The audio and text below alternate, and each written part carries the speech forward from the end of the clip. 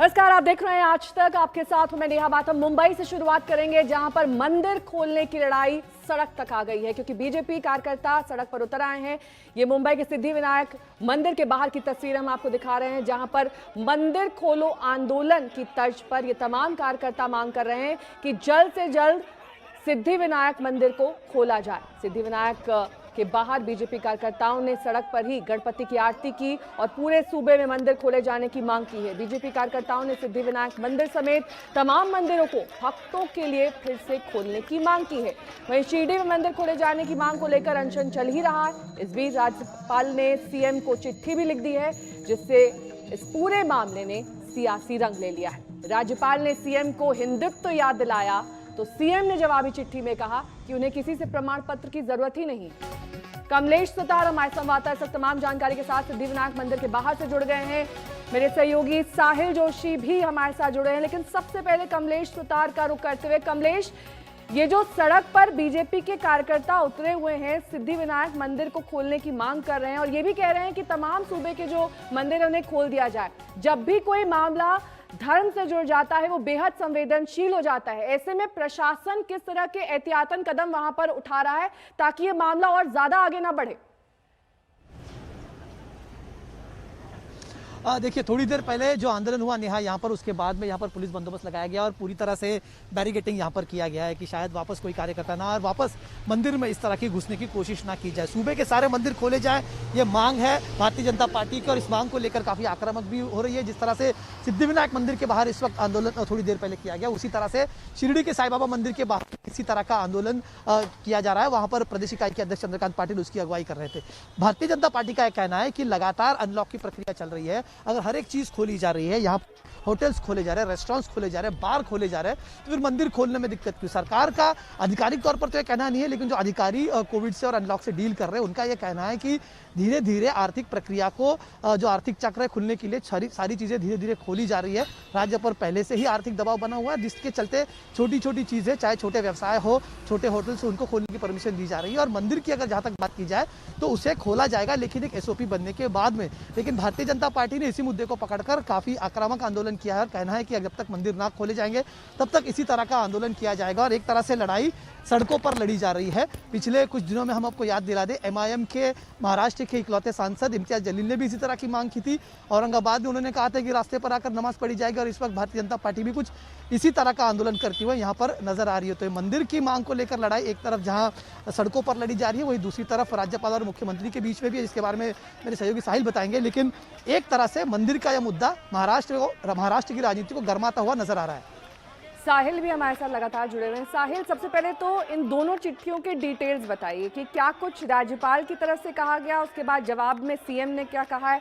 कुछ देर पहले मेरी शाइना एनसी से बात हो रही थी, उनकी दलील ये थी कि मंदिर क्यों नहीं खोले जा सकते हैं जब पूरे सूबे में पब्स खुले हुए हैं, ऑफिस खुले हुए हैं, सभी चीज़ें धीरे धीरे करके खोली जा रही है, मंदिर को क्यों बंद करके रखा गया?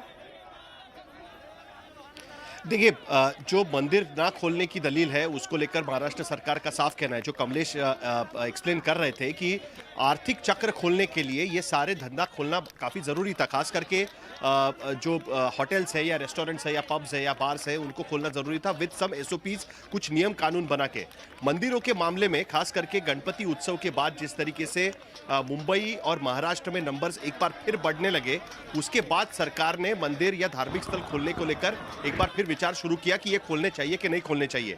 इस बीच जो चिट्ठी का आप जिक्र कर रही है, सबसे पहले तो महाराष्ट्र के गवर्नर ने पहली बार, मैं कह सकता हूं कि ये पहली बार शायद इस तरीके से हुआ होगा, क्योंकि हमारे कॉन्स्टिट्यूशन में, घटना में यह लिखा हुआ है कि भारत ये सेक्युलर राज्य है, भारत ये सेक्युलर देश है।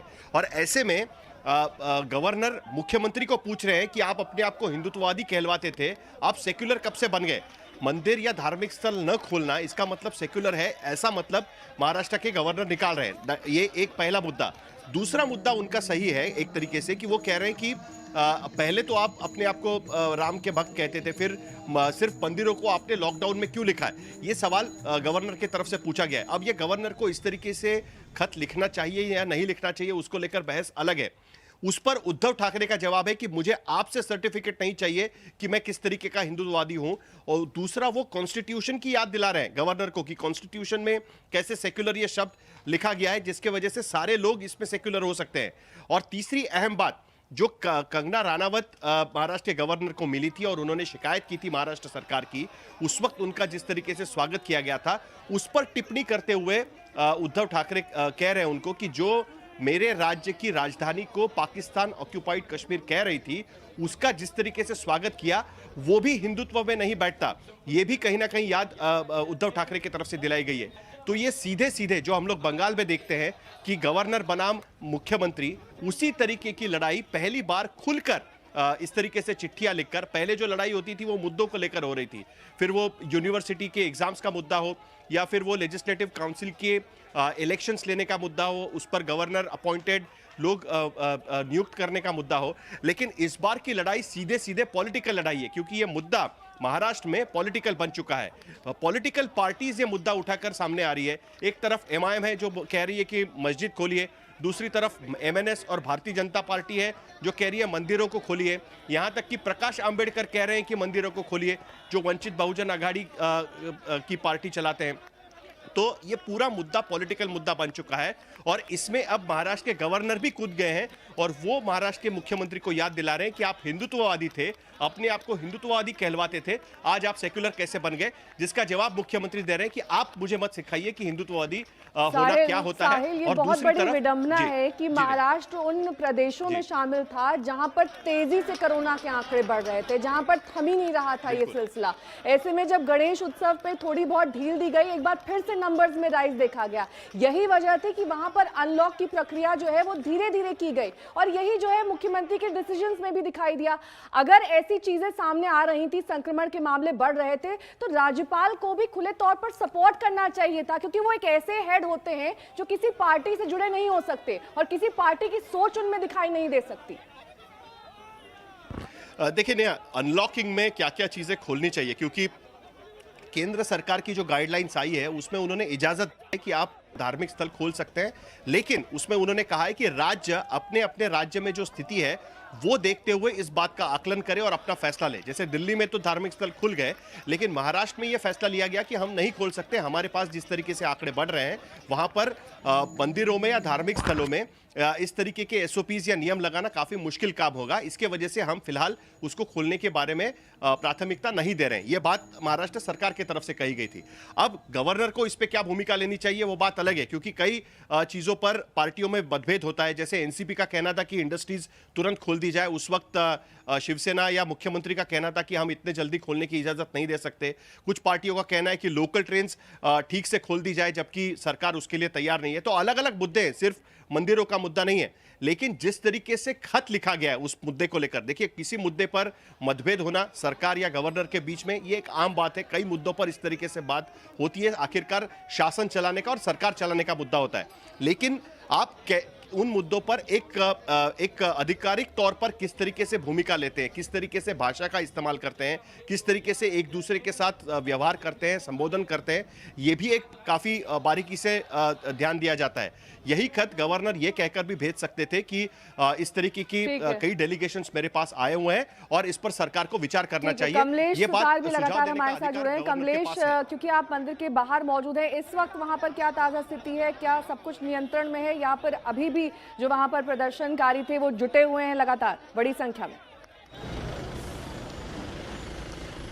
नहीं, जैसे ही आंदोलन शुरू हुआ पुलिस यहाँ पर हरकत में आ गई और भारतीय जनता पार्टी के नेता थे जहाँ पर, जिसमें विशेषकर विपक्ष के नेता प्रतिपक्ष प्रवीण दरेकर और साथ में प्रसाद लाड विधायक साथ में यहाँ पर शामिल थे। उन्होंने मांग की पुलिस से कि हमें अंदर जाने दिया जाए, हम मंदिर में जाएंगे, मंदिर में बतौर हम आरती करेंगे, पूजा करेंगे, लेकिन पुलिस ने उनको जाने से रोका क्योंकि मंदिर बंद है। और तुरंत पुलिस ने सभी कार्यकर्ताओं को, भारतीय जनता पार्टी के नेताओं को यहाँ पर डिटेन कर लिया और उन्हें यहाँ पर नजदीकी शिवाजी पार्क पुलिस स्टेशन में लेकर गई है और फिलहाल स्थिति यहाँ पर नियंत्रण में, पुलिस बंदोबस्त यहाँ पर लगाया गया। हालांकि सिद्धिविनायक मंदिर का इलाका हमेशा ही क्योंकि हाई सिक्योरिटी जोन में आता है, यहाँ पर लगातार पुलिस होती है। थोड़ी देर पहले यहाँ पर पुलिस की बैरिकेडिंग थी, जितने बैरिकेड्स लगाए पुलिस की मौजूदगी यहाँ पर थी ताकि फिर से एक बार कोई यहाँ पर आए ना आए। और साथ ही ये आंदोलन दूसरी जगह पर शिरडी में भी इस वक्त हो रहा है। भारतीय जनता पार्टी ने लगातार इस मांग को सामने रखा है कि मंदिर खोले जाए। पिछले बार भी एक बार इसी तरह का प्रयोग भारतीय जनता पार्टी ने यहाँ पर किया था, मंदिर में जाने का, उस वक्त भी उन्हें रोका गया था। आज फिर से एक बार इसको लेकर भारतीय जनता पार्टी ने आंदोलन किया है और लगातार इस बात की मांग को लेकर भारतीय जनता पार्टी आक्रामक हो रही है। लेकिन जिस तरह का जिक्र साहिल कर रहे थे कि गणेशोत्सव, जिसका जिक्र आपने भी किया नेहा, कि गणेशोत्सव के दरमियान महाराष्ट्र सरकार ने कोशिश तो की थी कि कुछ एसओपीज के साथ गणेश फेस्टिवल यहाँ पर महाराष्ट्र में सेलिब्रेट किया जाए। तो 4 फीट मूर्ति की जो ऊंचाई है उसको लेकर हो या क्राउड को लेकर हो, इसके लिए भी लोगों को अपील की गई थी कि सादगी से किया जाए। लेकिन गणेशोत्सव के बाद में जो कोरोना का संक्रमण सिर्फ शहरी इलाकों तक ज़्यादा केंद्रित था, शहरों में ज़्यादा संख्या थी, हालांकि बाकी महाराष्ट्र में भी केसेस थे, लेकिन जिस तरह से ग्रामीण में महाराष्ट्र में केसेस लगातार बढ़े, उसके बाद में सरकार को इस बारे में फिर से सोचना पड़ा कि अगर हम अनलॉक की प्रक्रिया शहर में चला रहे, ग्रामीण इलाकों में चला रहे, तो मंदिर खुलने के बाद क्या हो सकता है, क्योंकि मंदिर ऐसी जगह पे जहाँ शायद नियंत्रण नहीं हो सकता। और इसी मांग को लेकर सिर्फ भारतीय जनता पार्टी ने पिछले कुछ दिनों में महाराष्ट्र नवनिर्माण सेना के अध्यक्ष राज ठाकरे ने भी इसी तरह की डिमांड रखी है। प्रकाश अंबेडकर जो वंचित बहुजन आघाड़ी के नेता, उन्होंने भी यही डिमांड रखी है। और जैसा MIM ने भी कहा है कि मस्जिदों को खोल दिया जाए। तो लगातार ये धार्मिक स्थलों का मामला अब राजनीतिक होते हुए नजर आ रहा है। और जिस तरह का आंदोलन आज देखने को मिला, शायद हो सकता है कि भविष्य में बाकी पार्टियों की तरफ से आंदोलन किया जाए और शायद सरकार पर और दबाव बढ़ाने की कोशिश यहाँ पर विपक्ष की तरफ से की जाए। कमलेश सुतार हमारे साथ लगातार बने हुए हैं, साहिल जोशी भी लगातार मुंबई से जुड़े हुए हैं, दोनों से बातचीत जारी रखेंगे। लेकिन फिलहाल रुकेंगे छोटे से ब्रेक के लिए, फौरन होंगे हाजिर कुछ और खबरों के साथ। देखते रहिए आज तक। नमस्कार, मैं हूं अंजना ओम कश्यप। हमें उम्मीद है ये वीडियो आपको पसंद आया होगा। लेटेस्ट खबरों के लिए यूं ही देखते रहिए आज तक और इस वीडियो के पसंद आने पर लाइक, शेयर एंड सब्सक्राइब करना ना भूलें।